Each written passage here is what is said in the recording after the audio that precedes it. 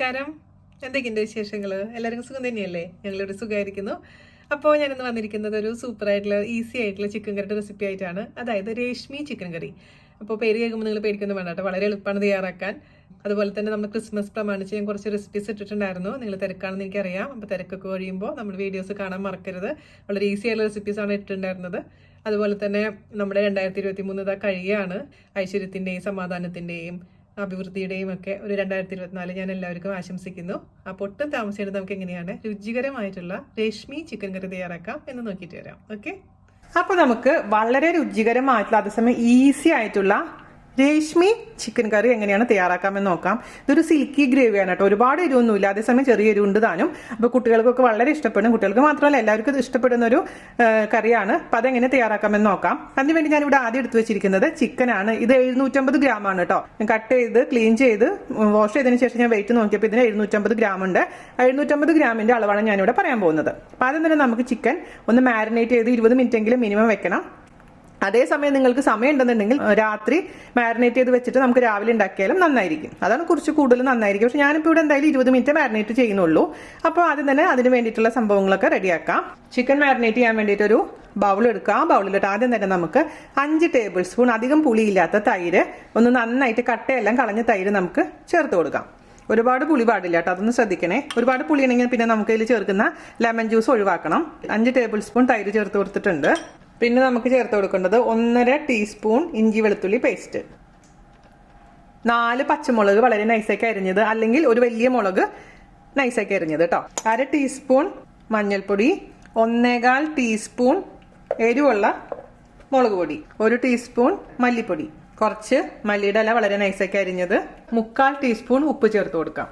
1 table spoon cooking cream അല്ലെങ്കിൽ whipping cream, അതില്ലാന്നുണ്ടെങ്കിൽ 1 table spoon അണ്ടിപ്പരിപ്പ് അരച്ചത് കേട്ടോ. ഇതിലേതെങ്കിലും ഒന്ന്. ഞാനിപ്പോൾ ഇവിടെ വിപ്പിംഗ് ക്രീമാണ് ഉപയോഗിച്ചത്. ആദ്യം തന്നെ നമ്മൾക്ക് ഇതെല്ലാം കൂടി നന്നായിട്ടൊന്ന് മിക്സ് ചെയ്ത് കൊടുക്കാം. ഒരു ഐറ്റം കൂടെ ചേർക്കാനുണ്ട്, എന്താണെന്നറിയാമോ? 1 ടേബിൾ സ്പൂൺ ലെമൺ ജ്യൂസ്. അത് ഞാൻ പറഞ്ഞ പോലെ ഈ തൈരിന് പുളി കൂടുതലാണെന്നുണ്ടെങ്കിൽ നമ്മൾ ലെമൺ ജ്യൂസ് ചേർക്കരുത്. ഞാൻ ചേർത്തിരിക്കുന്ന തൈര് അധികം പുളി ഇല്ലാത്തതുകൊണ്ട് ഞാൻ ഇതിലോട്ട് 1 ടേബിൾ സ്പൂൺ ലെമൺ ജ്യൂസും കൂടെ ചേർക്കാൻ പോവുകയാണ് കേട്ടോ. ലെമൺ ജ്യൂസും കൂടെ ചേർത്ത് കൊടുത്തിട്ടുണ്ട്. അതിനുശേഷം നമുക്കിതിലോട്ട് നമ്മുടെ ചിക്കൻ ഇട്ടതിന് ശേഷം നന്നായിട്ട് അങ്ങ് മിക്സ് ചെയ്ത് കൊടുക്കാം. ചിക്കൻ്റെ പീസസിൻ്റെ വലിപ്പം നിങ്ങളുടെ ഇഷ്ടത്തിനനുസരിച്ച് കൂട്ടുകയോ കുറയ്ക്കുകയോ ചെയ്യാം. ഞാനിപ്പോൾ ഒരു മീഡിയം പീസസ് ആയിട്ടാണ് മുറിച്ചിരിക്കുന്നത്. നന്നായിട്ട് അങ്ങ് മിക്സ് ചെയ്ത് കൊടുക്കാം. പിന്നെ നമ്മളിതിൽ വേറൊരു കാര്യം ചെയ്യാൻ പോകുന്നത് എന്താണെന്ന് വെച്ചാൽ, നമ്മൾ ചാർക്കോളില്ലേ, ചാർക്കോൾ ഒന്ന് കത്തിച്ചതിന് ശേഷം ഇതിൻ്റെ ഉള്ളിൽ വെച്ചിട്ടൊന്ന് പുകയ്ക്കും. അപ്പോൾ ഒരു സ്മോക്കി ഫ്ലേവർ വരും. ഇപ്പം നിങ്ങളുടെ അടുത്ത് ചാർക്കോൾ ഇല്ലെങ്കിൽ അത് ഒഴിവാക്കാം. പക്ഷേ അത് ചെയ്യുമ്പോൾ കുറച്ചുകൂടി നന്നായിരിക്കും. നമ്മൾ റെസ്റ്റോറൻറ്റിലൊക്കെ കിട്ടുന്ന ഗ്രേവിയുടെ സെയിം ടേസ്റ്റ് കിട്ടും. ഇപ്പം മിക്കവരുടെ വീട്ടിലും ചാർക്കോൾ ഉണ്ടാവാൻ ചാൻസ് ഉണ്ട്, കാരണം ഒരുപാട് പേരും ഗ്രില്ല് ചെയ്യുന്നതൊക്കെ ആണല്ലോ. അപ്പോൾ എൻ്റെ അടുത്ത് എന്തെങ്കിലും ചാർക്കോൾ ഉണ്ട്, അതുകൊണ്ട് ഞാൻ ആ പ്രോസസ്സ് ചെയ്യാൻ പോവുകയാണ്. അപ്പോൾ നമുക്ക് ചാർക്കോൾ കത്തിച്ചതൊന്ന് കൊണ്ടുവരാം കേട്ടോ.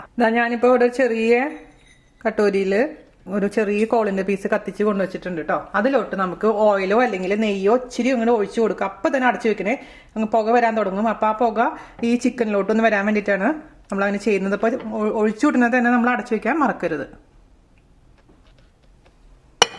10-20 മിനിറ്റ് അങ്ങനെ ഇരുന്നോട്ടെ. ആ സമയം കൊണ്ട് നമുക്ക് ഇതിലേക്ക് വേണ്ടിയിട്ടുള്ള സവാളയും അണ്ടിപ്പരിപ്പൊന്ന് വഴറ്റാം. കാണാൻ നല്ല വൈകിട്ടല്ലേ, ഉള്ളിൽ പുക ഇങ്ങനെ അറിയുന്നത്.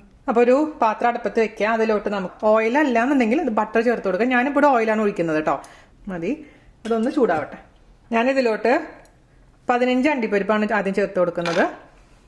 അതുപോലെ തന്നെ 2 മീഡിയം സവാള നൈസാക്കി അരിഞ്ഞത്. മീഡിയം ഫ്ലെയിമിലാണ് തീ വെച്ചിരിക്കുന്നത് കേട്ടോ.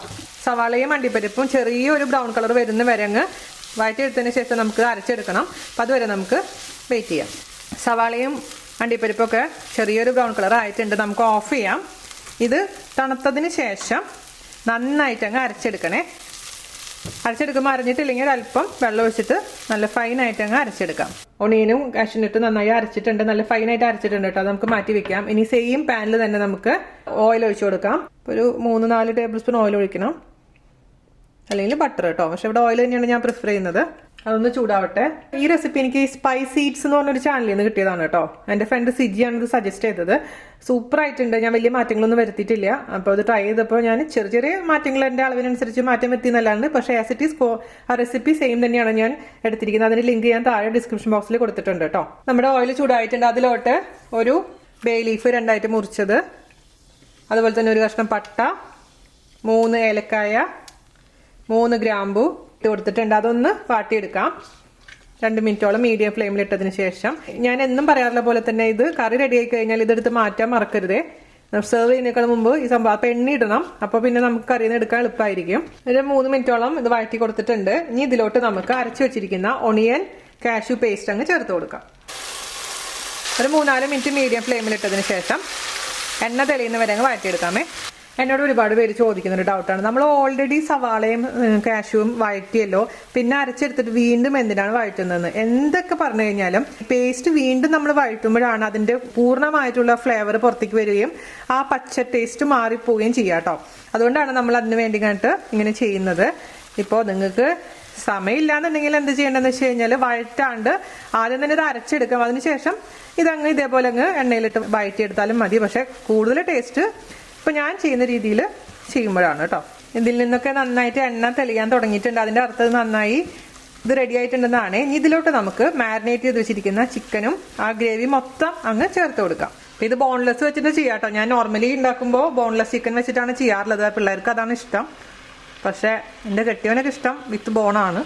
ഇനി എന്താ ചെയ്യേണ്ടതെന്ന് വെച്ച് കഴിഞ്ഞാൽ ഇത് ഹൈ ഫ്ലെയിമിൽ ഇടണേ. നന്നായി മിക്സ് ചെയ്ത് കൊടുക്കാം.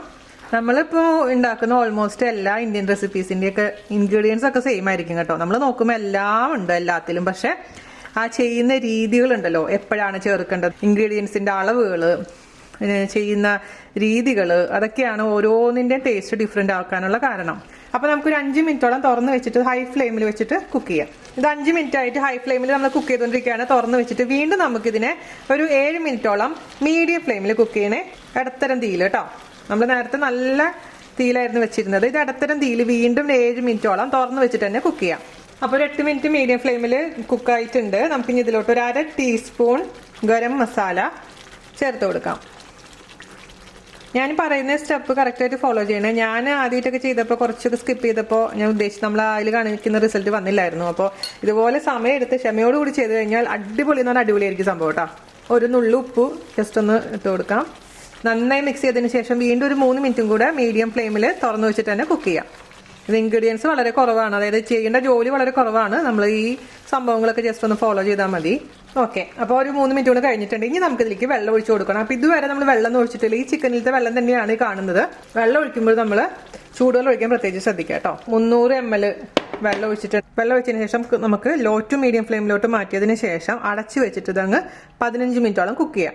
നമ്മുടെ കയ്യിൽ കിട്ടുന്ന ചിക്കൻ അനുസരിച്ച് മാറ്റം വരും ആ കുക്കിംഗ് ടൈം. അപ്പോൾ 15 മിനിറ്റ് കഴിഞ്ഞതിന് ശേഷം നോക്കാം. കുക്കായിട്ടില്ലെങ്കിൽ വീണ്ടും കുറച്ച് നേരം കൂടെ അടച്ചു വെച്ചിട്ട് കുക്ക് ചെയ്യാം. ഓക്കെ, ലോ ടു മീഡിയത്തിലോട്ട് ഞാൻ മാറ്റിയിട്ടുണ്ട്. നമുക്ക് ഇനി 15 മിനിറ്റ് കഴിഞ്ഞതിന് ശേഷം നോക്കാം. തുറക്കാം. എണ്ണയൊക്കെ തെളിഞ്ഞിട്ടുണ്ട്. അപ്പം നിങ്ങൾക്ക് ഈ എണ്ണ അങ്ങനെ വേണ്ടാന്നുണ്ടെങ്കിൽ ഇതുപോലെ സ്പൂൺ വെച്ചിട്ട് ഇങ്ങനെ തെക്കിയെടുക്കാം കേട്ടോ. പക്ഷെ ഒരുപാട് എണ്ണയൊന്നും ഇല്ല. അപ്പം നമ്മൾ ആദ്യമേ തന്നെ എണ്ണ കുറവ് മതി എന്നുണ്ടെങ്കിൽ അത്രയും കുറച്ച് ഉപയോഗിച്ചാൽ മതി.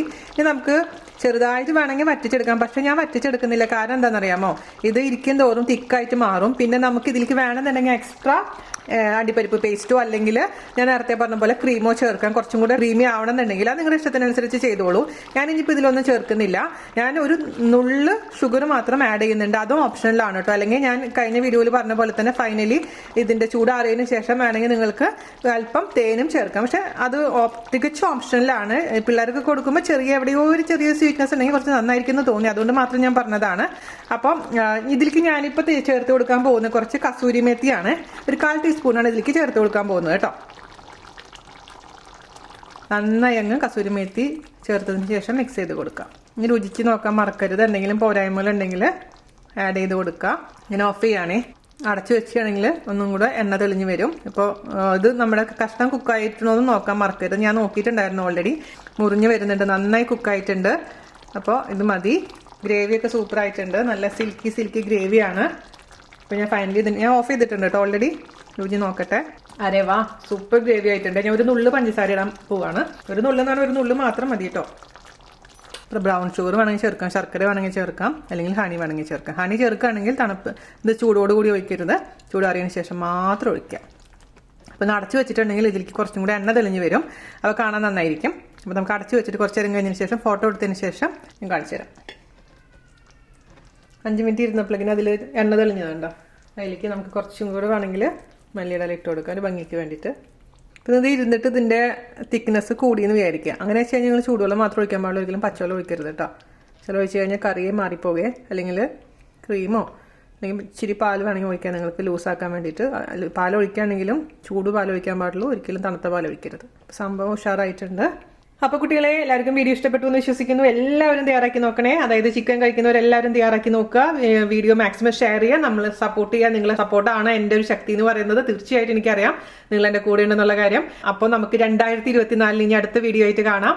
എല്ലാവർക്കും happy new year. Happy new year. അടിച്ചു പൊളിക്കുക. അടുത്ത വർഷം സമാധാനത്തിൻ്റെയും ഐശ്വര്യത്തിൻ്റെയും വർഷമായി മാറട്ടെ എന്ന് നമുക്ക് പ്രാർത്ഥിക്കാം. അപ്പോൾ Tata, bye bye, thank you.